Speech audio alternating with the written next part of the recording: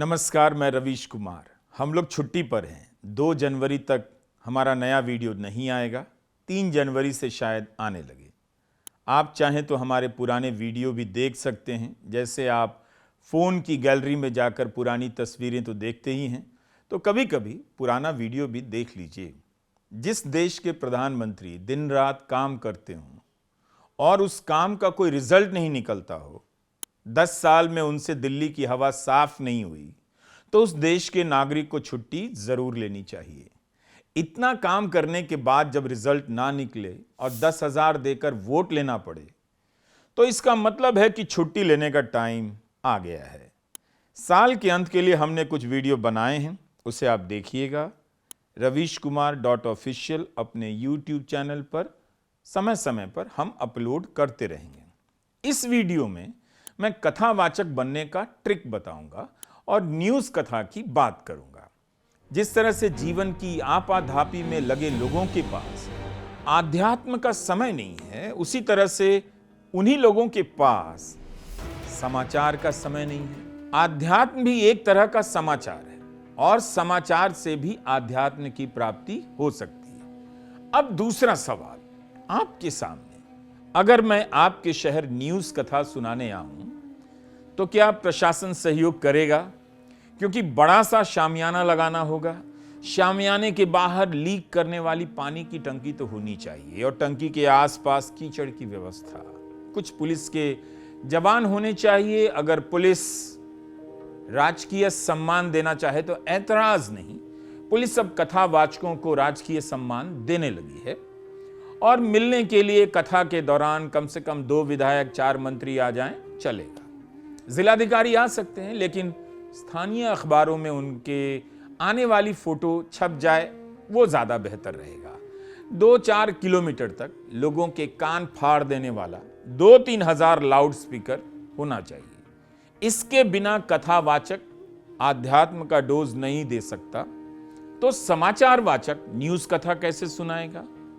नोटबंदी से लेकर सीज फायर, इलेक्टोरल बॉन्ड की कथा सुनाने वाला हूं।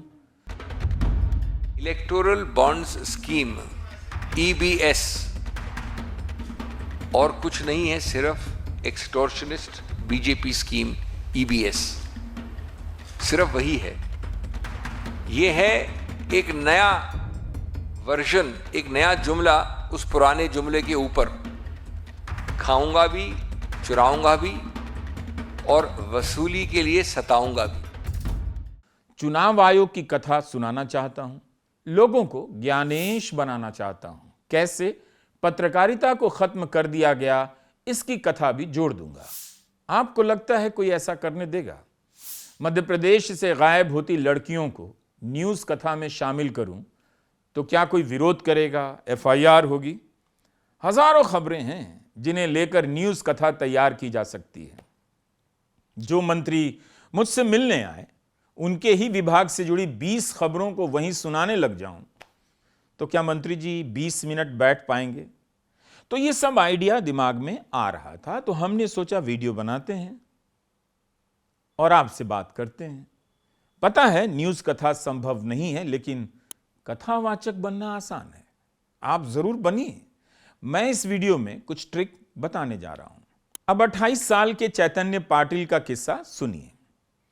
इस किस्से से आप समझ जाएंगे कि भर्ती परीक्षाओं से भी मुश्किल है देश का सजग नागरिक होना। चैतन्य ने रास्ता सत्याग्रह शुरू किया है। मुंबई से गोवा के बीच जो हाईवे है NH 66, उस पर दुर्घटनाएं बढ़ गई हैं। ज्यादातर दुर्घटनाएं सड़क की खराब डिजाइन के कारण हो रही हैं। तो पाटिल साहब देखने निकल गए कि कहां कहां गड्ढे हैं, कहां कहां सड़कें खराब तरीके से बनी हैं, आधी अधूरी तरीके से बनाकर छोड़ दी गई हैं। 29 दिनों तक पैदल चलते रहे और 490 किलोमीटर चलकर उन्होंने एक एक गड्ढे का दस्तावेज तैयार किया। केवल गड्ढों का नहीं, उन जगहों का भी जहां दुर्घटनाएं ज्यादा होती हैं। कहां साइन बोर्ड गायब है, कहां पुल ठीक से नहीं बना है, ये सब कुछ समेट लाए। उनका लक्ष्य यही था कि मुंबई से गोवा का जो हाईवे है उस पर किसी की जान ना जाए। 2019 में जब से यह हाईवे बना है, इस पर दुर्घटनाओं का सिलसिला रुक नहीं रहा। हम अक्सर समझते हैं कि ड्राइवर की गलती से दुर्घटना होती है, लेकिन यह पूरी समझ नहीं है। सड़कें खराब होती हैं, खराब तरीके से बनाई गई होती हैं, साइन बोर्ड ठीक से नहीं होते हैं, इसलिए भी दुर्घटनाएं होती हैं। तो चैतन्य पाटिल ने नागरिक बनने का काम किया, अपने हिस्से का काम कर दिया। एक सड़क का डेटा तैयार कर मंत्री जी को भेज दिया। जो काम मीडिया को करना चाहिए था, उस काम को चैतन्य पाटिल ने कहीं बेहतर तरीके से कर दिखाया। अगस्त से अक्टूबर तक कोई चलता रहे, वह कितना सच्चा यात्री होगा। नागरिक अपने जीवन में कितना भी धार्मिक हो, भाग्यवादी हो, लेकिन राष्ट्र का जीवन भाग्य के भरोसे नहीं चलता है। धर्म ने आपको व्यक्तिगत जीवन में, सामाजिक जीवन में काफी कुछ दिया होगा, लेकिन कभी सोचा है कि सार्वजनिक जीवन में क्या दिया है? क्या धर्म की राजनीति से नैतिकता के स्तर में सुधार दिखता है? नहीं दिखता है, दिखेगा भी नहीं। धर्म के कारण राजनीति गुंडों की टोली में बदल जाती है। राजनीति होती है अपने मुद्दों पर ईमानदार बहस के लिए, समाधान के नए नए रास्ते पर चलने के लिए, नया लक्ष्य तय करने के लिए और पूरा करने के लिए। लेकिन धर्म ने राजनीति को आवारा बना दिया है, क्योंकि राजनीति का गार्जियन होता है कौन? नागरिक, मतदाता। वही जब धर्म के नाम पर वोट करने लग जाए, तब फिर राजनीति बिना गार्जियन के हो जाती है, आवारा हो जाती है। क्योंकि राजनीति में हिसाब करना होता है, देना होता है, सही गलत का हिसाब। इस काम को जब धर्म के चश्मे से आप देखते हैं, करते हैं, तो गलत देखना छोड़ देते हैं। जबकि धर्म आपको यह बताता है, गलत मत करना, झूठ मत बोलना, पाप मत करना, लेकिन धर्म के नाम पर जो राजनीति होती है, उसमें ठीक उल्टा होने लग जाता है। तो अब उसी का हिसाब कीजिए कि धर्म के नाम पर जो राजनीति चली है, उससे लोकतंत्र बेहतर हुआ है? पूछिए खुद से भी, दूसरों से भी, और जो करते हैं उनसे भी। जीने का स्तर बेहतर हुआ है? किसी प्रकार की मर्यादा कायम हुई है, या उनकी गुंडाई और लूट को मर्यादा बनाकर आप स्वीकार कर रहे हैं? आपने राजनीति को धर्म का इस्तेमाल करने की छूट देकर बहुत बड़ी गलती की है। एक ना एक दिन आपको इसका एहसास तो होगा। राजनेता सत्ता के हित के लिए होता है, धर्म के हित के लिए नहीं। धर्म उसके भीतर जाएगा तो झूठ नहीं बोल पाएगा, एक भूल होने पर सत्ता छोड़ देगा। ऐसा हुआ नहीं, ऐसा होगा भी नहीं। इस राजनीति के कारण नागरिक की हैसियत खत्म हो गई है। समाज को सब पता है, समाज के जरिए आपको पता है किसी की धन दौलत की असलियत क्या है, किसी के काम में सच्चाई कितनी है। आपको पता है, अच्छी तरह से पता है, लेकिन आप धर्म के आधार पर चुप होने लग गए हैं। धर्म के साथ इतना अन्याय किसी ने नहीं किया जितना आप कर रहे हैं। आप भी चैतन्य पाटिल की तरह कुछ कीजिए। अपने आसपास के मोहल्लों में थोड़ी दूर पैदल ही चलिए, तस्वीरें लीजिए, नोट कीजिए कहां कैसे क्या है। उसे मुख्यमंत्री को टैग कीजिए, क्योंकि अखबार और चैनलों से अब देश के बारे में पता नहीं चलता है, चलेगा भी नहीं। वह जो आप देख रहे हैं टीवी में, वो सत्ता के गुलाम लोग हैं। मैं जानता हूं 10 साल से लोग तरह तरह की दलील देकर उसे सही ठहरा रहे हैं। खराब लड्डू पर आप चांदी का वर्क चढ़ाते रह जाएंगे, उसमें स्वाद आएगा नहीं। तो अपने मोहल्ले में, अपने गांव में, टोले में चैतन्य पाटिल की तरह चलिए, फोटो लीजिए, देखिए अस्पताल को, स्कूल को, जाकर खुद से देखिए। तब व्हाट्सएप ग्रुप में लिखिए आपने क्या क्या देखा। लोग परेशान मिले या खुश मिले। दिल्ली में ही पैदल चलिए, पता कीजिए कि जहरीली हवा के कारण कितने लोग खांस रहे हैं, किन किन घरों के अंकिल व्हाट्सएप में इतिहास पढ़ रहे हैं। वो हमारे समय के सबसे बड़े अपराधियों में से एक है। इन अंकिलों ने आने वाली पीढ़ियों का भविष्य खराब कर दिया, हर सही सवाल पर मिट्टी डालने का काम कर दिया। ये अपने जीवन का अपराध छिपाने के लिए धर्म के नाम पर लोकतंत्र के साथ जो अपराध कर रहे हैं उस पर कभी नहीं बोलते, खुद हिसाब नहीं देते, दूसरों से मांगते हैं, लोगों को गलत सूचनाओं से बरगला रहे हैं। 1 महीने अगर सही से इस देश में पत्रकारिता हो जाए तो आप देखेंगे किसी सवाल का जवाब देते नहीं बनेगा। 1 महीने, केवल 1 महीने अगर सही से रिपोर्टिंग हो जाए कि एक पार्टी के पास 10,000 करोड़ कहां से आ गए, यह तो आधिकारिक चंदा है, तो जवाब देते नहीं बनेगा। कंपनियों से 10,000 करोड़ का चंदा मिला है, इसी वजह से पैसा साफ सुथरा नहीं हो जाता। उन कंपनियों को बदले में क्या मिला? बदले में वो अपनी जमीन को, आपके इलाके के पानी को कितना गंदा कर रही हैं, कोई एक्शन ले रहा है या नहीं? चंदा देकर उन कंपनियों को और कितना मिला यह भी देखना पड़ता है। तो छुट्टी के दौरान मैं क्या करूंगा सोचा तो नहीं। अच्छी बात है कि इस दौरान धार्मिक कार्य नहीं होते हैं, तो लोग शादी ब्याह में भी नहीं बुलाएंगे और मुझे मत बुलाया कीजिए। दोस्तों को भी नहीं बुलाना चाहिए। शादी ब्याह में जाना फालतू काम है। जाना पड़ता है, कभी कभी तो जाता हूं, लेकिन मजा आता नहीं, और जाता हूं तो खाना भी संभव नहीं हो पाता। सुना है फिल्म स्टार शादियों में जाने के पैसे लेते हैं। दुआ कीजिए उसकी नौबत ना आए, और आए तो आप पैसे देकर बुलाने लगिएगा। मैं जयमाल के बाद 2-4 खबरें वहीं पढ़ दूंगा, आप देखिएगा। बैंक्वेट हॉल में अफरा तफरी मच जाएगी। बैंक्वेट हॉल का मालिक वहीं पसीने पसीने हो जाएगा कि कहीं सरकार बुलडोजर लेकर ना पहुंच रही हो। लोग सुन नहीं पाते हैं, उन्हें बैंक्वेट हॉल में आए लोगों का ही भारत दिखाई देता है। इसलिए मुझे एकांत में रहना, अनजान बने रहना ठीक लगता है। 2-4 लोग काफ़ी होते हैं, उनके साथ कहीं जाना, देखना, अपने समय को, आपको नोट करना। मैं नहीं चाहता कोई मुझे देखे, मैं आपको देखना चाहता हूँ, आपके हालात को आपको सुनना चाहता हूँ, आपके मोहल्ले को, मोहल्ले में निकलने वाली बारात को तो देखना ही चाहता हूँ। भारत में इतना तो बदला है कि शादियों में डांस की क्वालिटी थोड़ी अच्छी हो गई है। लोगों ने डांस की ट्रेनिंग भी ली है, यानी इस बात को समझा है कि हिल जाने से डांस नहीं होता। दूल्हों से यही उम्मीद है कि घोड़ी चढ़कर बारात लगाना छोड़ दें। निहायत ही बेवकूफ लगते हैं। मोहल्ले में ही कोई नहीं जानता कौन है, सोसाइटी के लोगों को पता भी नहीं, अचानक शादी के दिन आप किसी महाराजा के भेष में घोड़ी पर चढ़ जाते हैं। मेरा एक आइडिया है, मानिए ना मानिए, मगर है, अपना वीडियो है तो बोल सकता हूं। शादी के एक सीजन में जितने भी दूल्हे घोड़ी चढ़ते हैं उन सभी को मोर्चे पर भेजा जाए, क्योंकि उनके पास तलवारें भी होती हैं। अगर शेरवानी और तलवार के साथ हमारे दूल्हे वहीं से जंग पर निकल जाएं तो दुश्मन का रायता फैल जाएगा। बेवजह शहर में जाम लगता है, ध्वनि प्रदूषण अलग से, आप अपनी शादी में देर से पहुंचते हैं और आपकी वजह से कोई और किसी की शादी में लेट हो जाता है, खाना ठंडा हो जाता है। आप कहेंगे कि 3-3 वीडियो में हमने लगातार बैंक्वेट हॉल और बारात पर टिप्पणी क्यों की। जब भी कोई मुझे कहता है कि आप कोई नया वीडियो लाइए, तो मैं भी उन्हें चैलेंज कर देता हूं कि आप बैंक्वेट हॉल के मेन्यू में कुछ नया दिखाइए।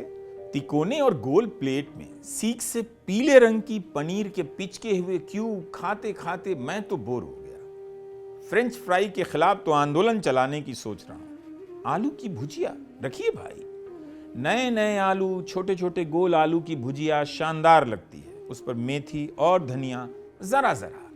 फ्रेंच फ्राई मालूम नहीं फ्रांस से आई या अमेरिका से आई, और हमें क्या फ्रांस से लेना देना। फ्रांस वाले अपनी शादियों में आलू दम बनवाते हैं, जो हम उनका फ्रेंच फ्राई खा रहे हैं। इसी दिन के लिए प्रधानमंत्री मोदी राष्ट्र के प्रति गौरव जगाने के नाम पर 10 साल प्रधानमंत्री रहते हुए काट दिए। कुछ तो आप लोग भी चेंज लाइए। शादियों में आलू की भुजिया लाइए, फ्रेंच फ्राई भगाइए। तो हम छुट्टी पर हैं और ये कोई बड़ी बात नहीं है। हम कोई आत्मकथा नहीं लिख रहे हैं, मगर आप कथा सुनाने का कौशल रखते हैं, जरूर ट्राई कीजिए। इंजीनियर, डॉक्टर, आईएएस बनने से अच्छा है कथावाचक। अब तो कथावाचकों को प्रोटोकॉल भी मिलने लगा है। अलग अलग सेगमेंट के कथावाचक होते हैं। धर्म के कथावाचक, पुराणों के कथावाचक, महाकाव्यों के कथावाचक और मोटिवेशनल कथावाचक। इस वीडियो में हम भी यही कोशिश कर रहे हैं, कथावाचक बनने का प्रयास कर रहे हैं, अभ्यास। मुझे ठीक ठीक जानकारी तो नहीं, लेकिन लगता है कथावाचकों को जीएसटी नहीं देनी पड़ती है। उनका पैसा किस खाते से आता है और किस खाते में जाता है कोई संदेह करता भी नहीं, करेगा भी नहीं। यह मत समझिए कि धर्म का ही कथावाचक होता है। प्रेरणा देने के लिए भी कथावाचक हैं, आपको मोटिवेट कर रहे हैं। बहुत से लोग इस काम में लगे हैं। इन सभी स्पीकरों को दिल्ली लाइए और कहिए कि सरकार को मोटिवेट करके दिखाओ। जो सरकार जहरीली हवा को 10 साल में साफ नहीं कर पाई, आप सारे मोटिवेशनल स्पीकर मिलकर मोटिवेट कीजिए। उनका सारा मोटिवेशन गायब हो जाएगा। उन्हें पता है कि सिस्टम में बदलाव होना बंद हो गया है। तो ये मोटिवेशनल स्पीकर आपको संयम करना सिखा रहे हैं। कैसे? चुप रहो, सहन करो, असफल होने पर प्रयास करते रहो, गहरी सांस लेते रहो। लेकिन यह काम सबसे कम मेहनत का है। कथावाचक में कमाई बहुत अच्छी है। इस काम में कपड़े भी खराब नहीं होते, गंदे नहीं होते, बल्कि तरह तरह के कपड़े पहनने के मौके मिलते हैं। जैसे लगता है बारात में गया था, उसे वहां से भगा दिया गया है और उन्हीं कपड़ों में आकर मोटिवेशन दे रहा है। लेकिन लोग टिकट लेकर जाते हैं, वो सीरियस हैं मोटिवेशन लेने के लिए। इसलिए मैं चाहता हूं कि मैं भी न्यूज़ कथा सुनाऊं और आप भी कथावाचक बने। ऐसे लोग जो मोटिवेशन लेने जाते हैं पैसे देकर, उनसे अनुरोध है मेरा चैनल ज्वाइन कर लें। आसान है ज्वाइन करना। सब्सक्राइब बटन के बगल में है ज्वाइन बटन। 1 साल के लिए ज्वाइन कर लीजिए और मेरे सारे वीडियो से मोटिवेशन लेकर सवाल करना शुरू कर दीजिए। बहुत जड़ता आ गई है, इस जड़ता को तोड़ दीजिए और बोलना शुरू कर दीजिए। बोलने का आइडिया आपको मेरे वीडियो से मिल सकता है। तो मैं कथावाचक यानी मोटिवेशनल स्पीकर बनने की बात कर रहा था। कथावाचक में मोहने और ठगने की कला होनी चाहिए। खुद नेपोलियन से लेकर नेहरू ना बन पाए तो कोई बात नहीं, मगर इन लोगों की सारी बातें मालूम होनी चाहिए। इनके किस्से सुना सुना कर आप कथावाचक बन सकते हैं। भावुकता बहुत जरूरी है, इसेंशियल है, क्योंकि भारत की जनता भावुकता की भूखी है। भावुकता के अलावा उसमें कुछ भी नहीं है। पब्लिक अंततः भावुकता का बंडल है। जो भी उसे भावुकता में लपेटता जाएगा, अच्छा कथावाचक बनता जाएगा। कथावाचक को एक बात का ध्यान अवश्य रखना चाहिए। अपने राज्य या देश की खराब हालत का जिक्र बिल्कुल नहीं करना चाहिए। उसे दूर करने की प्रेरणा कभी नहीं जगानी चाहिए, वरना उसकी कथा समाप्त कर दी जाएगी। रास्ते में नाली पार करे आए हैं तो क्या हुआ?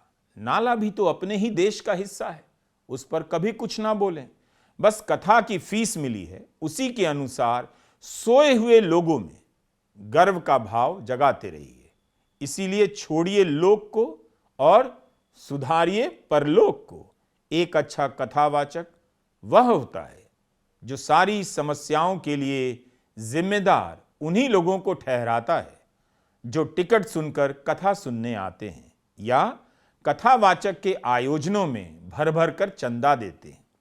भर्ती परीक्षा में चोरी के कारण बेटे परेशान हैं, इस पर नहीं बोलना है, लेकिन नौकरी के कारण बेटा अपने माँ बाप से दूर है, इसे लेकर कहानी बनानी है।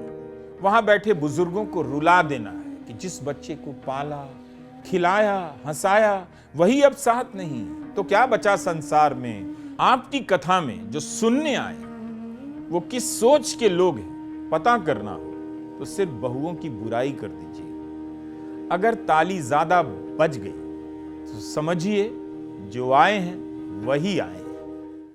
नौकरी के पीछे भाग रहे युवाओं को दुत्कारना ही है। नौकरी के पीछे की जरूरतों पर बात नहीं करनी है, उसे महत्वाकांक्षा से जोड़ना है कि इसके चक्कर में नौकरी करने आपका बेटा दूसरे राज्य, दूसरे देश में चला गया, माँ बाप को छोड़ गया। इस महत्वाकांक्षा को परिवार की सभी बीमारियों का कारण बताइए। लेकिन ध्यान रहे, जंगल जंगल काट कर मैदान बनाने वाले, धरती को लूटने वाले अमीरों के बारे में कुछ मत कहिए। उन्हें सुख और वैभव से जोड़ते रहिए। बड़ा कथावाचक आप तभी बनेंगे जब आपका प्रायोजक कोई कॉरपोरेट होगा, वरना आपका शामियाना कभी भी वाटर प्रूफ नहीं होगा, एसी लगेगी नहीं।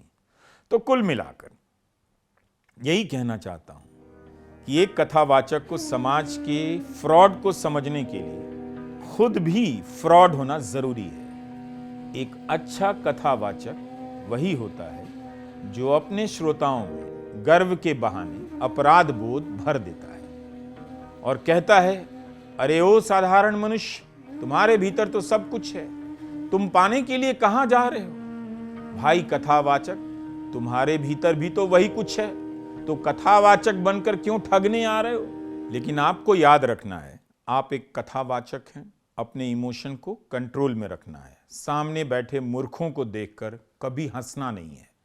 हर कथा में माँ बाप और नौकरी पर जरूर बोलना है।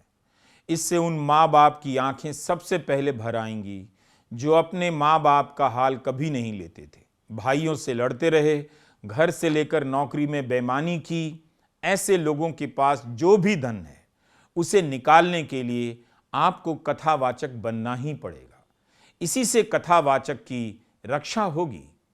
तो आप सोच रहे होंगे, मैं छुट्टी पर जाने वाले वीडियो में बैंक्वेट हॉल, बारात, कथावाचक की बातें क्यों कर रहा हूं? आप ही बताइए, कथावाचक कोई खराब काम है? सारे मंत्री हाजिरी लगाएंगे, बिना कुदाल उठाए धन की वर्षा होगी, इतने सारे लोग ठगे जाने के लिए लाइन लगाकर खड़े होंगे और आप उन्हें ठगे बिना छोड़ देंगे? ऐसा मत कीजिए। कथावाचक बनिए। प्रेरणा चाहिए लोगों को। दे वांट प्रेरणा। उनके पास अब सब कुछ है, बस प्रेरणा नहीं है। बस कथावाचक बनने के लिए कपड़े का हिसाब थोड़ा ठीक रखिए। कथावाचक का कपड़ा कुछ अलग होना चाहिए। शामियाने को ही फाड़ कर लपेट लीजिए, मोतियों की माला पहन लीजिए, मुस्कुराते रहिए, रत्न जड़ित अंगूठियों की संख्या बढ़ाते रहिए और मुकुट धारण करना पड़े तो कर लीजिए। सब शौक पूरे कीजिए। महाराजा की तरह दिखने के शौक, परमात्मा की तरह लगने के शौक। कथावाचक अंत में महात्मा ही तो होता है, परमात्मा का भेजा हुआ दूत होता है। ना दफ्तर जाने का टेंशन होता है, ना एआई का टेंशन होता है। कितनी भी एआई आ जाए, कथावाचक को कोई खतरा नहीं। मैंने एक भी रिपोर्ट नहीं देखी कि एआई के आने से कथावाचकों की दुकानें बंद होने वाली हैं। उन सभी से माफ़ी जिन्होंने अपनी अपनी समस्याएं भेजी और उन पर हम वीडियो नहीं बना पाए। संभव भी नहीं था। मैं उनकी उम्मीदों को समझता हूं और मुझसे हुई निराशा को भी। वे भी मेरी तरह घिर गए हैं, किससे कहें, कहाँ जाएं। लेकिन YouTube में आप 2-4 लोगों के साथ हर मुद्दे पर हर दिन वीडियो नहीं बना सकते हैं। कोशिश कर सकते हैं, नियत कर सकते हैं, बना नहीं सकते। हमने हर दिन काम किया, तब भी हर मुद्दे पर वीडियो नहीं बना पाए, क्योंकि एक अखबार में दर्जनों रिपोर्टर होते हैं, तब जाकर बहुत खबरें छपती हैं। सारी खबरों पर वीडियो बनाना एक आदमी के बस की बात नहीं। बहुत बड़ी बड़ी घटनाओं पर हम वीडियो नहीं बना पाए, क्योंकि YouTube का सिस्टम ऐसा है कि एक चैनल पर आप 50 वीडियो नहीं डाल सकते। 50 वीडियो डालने के लिए चैनल जितने संसाधन होने चाहिए वो नहीं है। तो इस क्रम में लोग मुझसे निराश होते रहे। मैं उन सभी से माफ़ी मांगता हूँ। हमने जिस भी मुद्दे पर बात की उसे ठीक से आपके सामने पेश किया, इसका भरोसा दे सकता हूँ। बहुत मेहनत की, आपको काफ़ी कुछ अंदाज़ा हमारे वीडियो को देखने से होता भी होगा। जैसे एक बड़े अस्पताल के सामने एक क्लिनिक होती है, उसी तरह अखबार या चैनल के सामने समझिए YouTube चैनल होता है। कहा जाता चैनल है, पर चैनल नहीं होता है। यह भी आपको जानना और समझना है। अस्पताल में कई विषयों के अलग अलग डॉक्टर होते हैं। सर्जरी से लेकर मरीज की देखभाल के लिए पूरा स्टाफ होता है। तुरंत एक्सरे हो जाता है, सीटी स्कैन हो जाता है। हमारे पास कई घटनाओं के वीडियो तक नहीं पहुंच पाते। सूचनाएं होती हैं तो उसकी पुष्टि हम नहीं कर पाते। इसके बाद भी हम पूरी मेहनत से आपके लिए वीडियो बनाते हैं, पूरा दिन लगा देते हैं एक वीडियो बनाने में। आपके लिए भी आसान नहीं 20 मिनट के वीडियो को धीरज के साथ रोज देखना। इस मामले में आप दर्शकों ने कमाल किया है, हर शाम नियम से हमारा वीडियो देखा है। आपको भी रील देखने की आदत लग गई होगी, ध्यान भटकता होगा, तब भी आप मेरे लंबे वीडियो देखते हैं, ravishkumar.official के वीडियो देखते हैं। कुछ बातें 2 लाइनों में कभी नहीं कही जा सकती हैं। आप किसी लेखक से नहीं कह सकते कि 300 पन्ने की किताब मत लिखिए, 3 लाइन में कहानी बता दीजिए। मुझे पता है मेरा वीडियो देखने के लिए आप दर्शक भी खुद से कितना लड़ते हैं। जानने के काम को चटखारे से नहीं जोड़ना चाहिए। जानने के काम के लिए अलग से समय निकालना चाहिए, जो आप निकालते रहें। सबके बस की बात भी नहीं गंभीर दर्शक होना, मगर आप सभी गंभीर दर्शक हैं और आप लाखों में हैं। तो हम छुट्टी पर हैं, 3 जनवरी को मिलेंगे। आप हमें मिस ना करें, हम आपको मिस करेंगे। कभी कभी नोटिफिकेशन आ जाए तो झट से हमारा वीडियो देख लीजिएगा। अगर इस साल सैलरी वैलरी बढ़ जाए तो ज्वाइन कर लीजिएगा। हम तो वर्क फ्रॉम होम वाले हैं, हम दफ्तर जाने के लिए घर से बाहर नहीं निकलते, बल्कि घर में इतना रहता हूं कि बाहर से आने वाला कंफ्यूज हो जाता है कि किसी के घर आया हूं या दफ्तर आ गया हूं। देश के हालात पर रोना नहीं चाहिए, हंसना चाहिए। हम वो लोग हैं जिन्होंने थाली बजाकर कोरोना को डरा दिया, तो अपनी मूर्खता में इस साल भी यकीन बनाए रखना है। हवा खराब है तो क्या हुआ? शास्त्रों में पवन के बारे में जो उल्लेख किया गया है, उन प्रसंगों की बात करेंगे, AQI की बात नहीं करेंगे। गर्व करना है हमें, गर्व तो आप करते ही होंगे, करते भी रहिए। रवीश कुमार ऑफिशियल देखते रहिए। नमस्कार, मैं रवीश कुमार।